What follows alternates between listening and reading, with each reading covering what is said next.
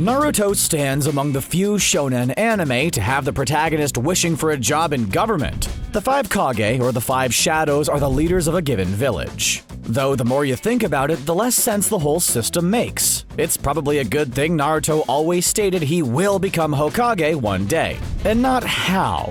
Today we will be looking at all the ways the Kage system is totally broken, from how they are brought to power to how they run their villages. I'll be talking about it all.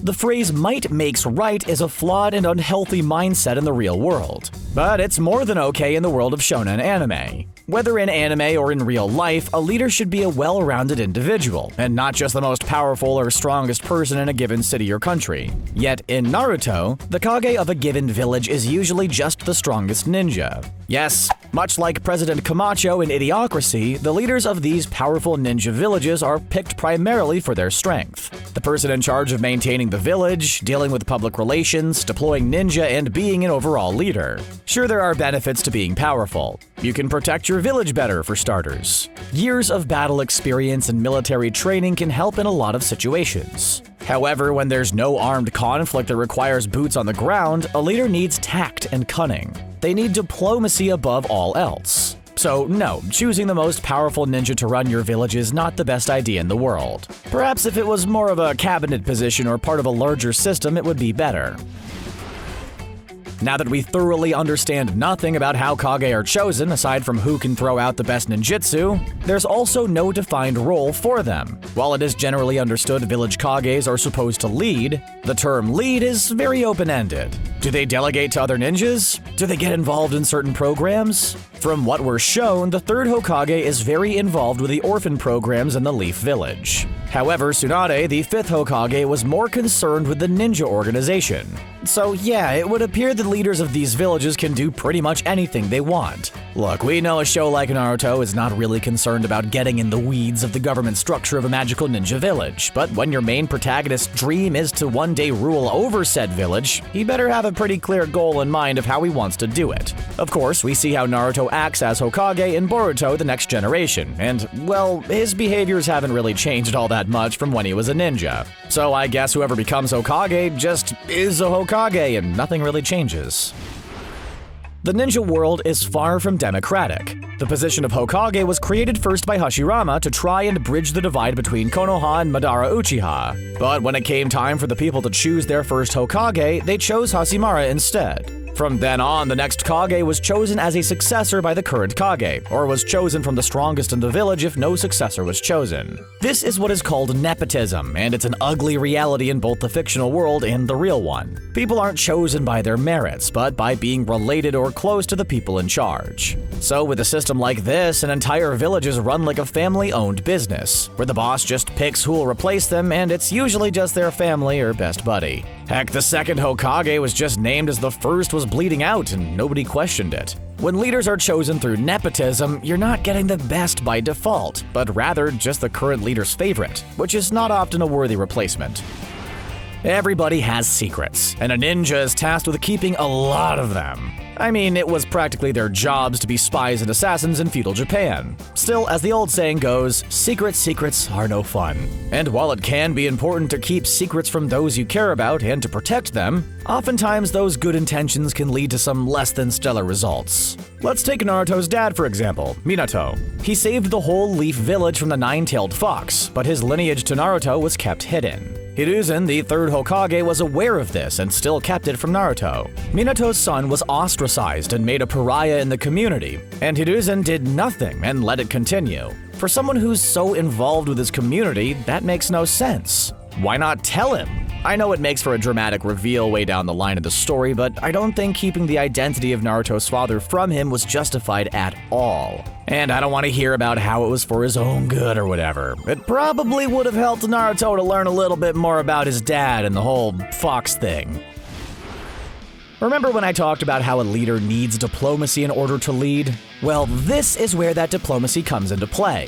While the villages all reside more or less in the same country, they barely talk to one another, and when they do, it's usually to butt heads. Until Naruto, villages stayed out of each other's affairs, even though they all have the same Kage system and even have Kage Council, where they all meet. I'll ask you this. How much more cohesive would the world of Naruto have been if everyone saw eye to eye and helped each other out? You know, our first introduction to the Sand Village was during the Chunin exams when they attacked the Leaf Village? And then after that, they were all fine and cool? Yeah, that would need some serious explanation and a major apology before they can begin negotiating any kind of peace treaty. I know that the Kazekage of the Sand Village was killed by Orochimaru, and he took his place, but, did anyone think to question their leader when attacking the Leaf? Not a single solitary soul? Of course not. Why would they question their infallible leader? In a world where women can enter the military and not be judged or treated lesser for it, there certainly is a lack of female representation in the Kage system. Now, am I going to accuse Naruto for being sexist because they lack a diverse amount of women? Of course not. The show is about a hyperactive young boy who wants to be the unquestioned ruler of his village. That being said, by the time Boruto airs, we have seen 3 women Kages in the history of the show. Not for a lack of powerful kunoichi, but no matter how powerful these women were, most of them never saw a great position of authority or leadership. Need proof? Just look at Mito Uzumaki. She would have made an excellent Hokage, and was more focused on the community of the village rather than her husband. The first Hokage, Hoshirama. Was the world of Naruto ready for a female Hokage at the time? Maybe not, but they were by the time Tsunade took the reins as the Leaf Village's 5th Hokage. It seemed also that as time went on, more women got to be Kage. It just took until the next generations. Usually, when there's a position in a society's government, it's supposed to mean something. The courts are supposed to uphold the laws. The policymakers are supposed to write laws based on the ideologies of their constituents. Well, I mean, they are supposed to, anyway. Kages are not held to any kind of standard or boilerplate ideology. When they're sworn in, they can do basically anything they want. We've covered this in previous topics, but it sure as heck will come up again.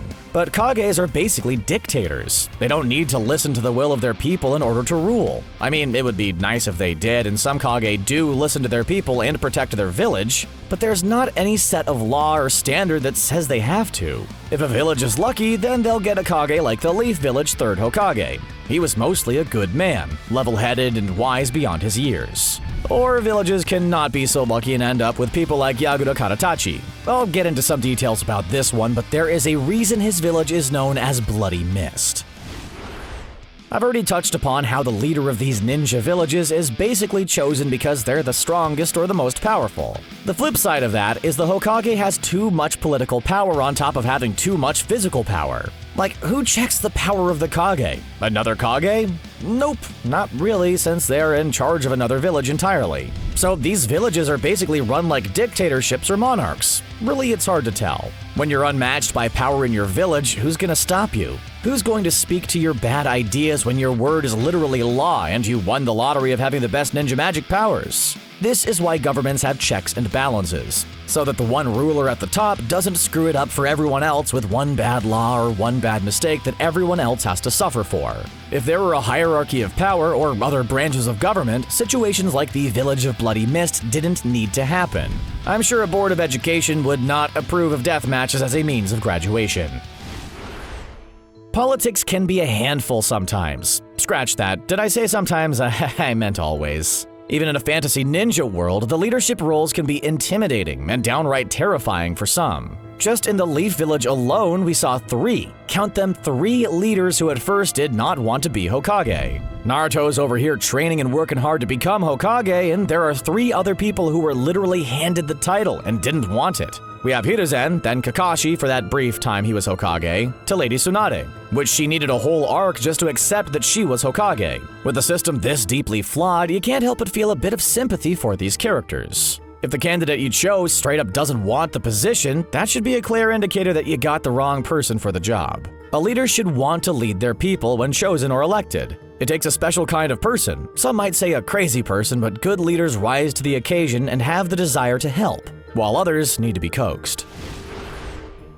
There are bad results from good intentions, and then there are just straight up questionable. A leader is supposed to, in theory, represent the will of the people they represent. However, we've seen on more than one occasion that the leadership in Naruto is more interested in their own goals than that of their village. In Naruto, we see the Kazekage of the Sand Village raise his child to be a murdering toddler, all for the sake of gaining power. He put the spirit of the one-tailed beast into Gaara in order to bolster the power of the Sand Village. For a while it even worked, before Naruto helped Gaara realize he still had some humanity left. In the end, Gaara got to not only lead and be a better Kazekage than his dad, but he also got to work out some daddy issues and fight his own dad. I've already gone over how the Leaf Village Hokage is not a saint either. This is the natural result of having a village run by essentially one person. Sure, the Sand Village has Gaara, but they didn't for a long while, and things were pretty bad for them. And those were some of the reasons why the Kage system makes no sense. Which one made the least sense to you? Personally, I can't get over how there's no democratic way to elect a new Kage. It seems off to me. Leave a comment down below and don't forget to subscribe to CBR for more anime videos. Thanks for watching.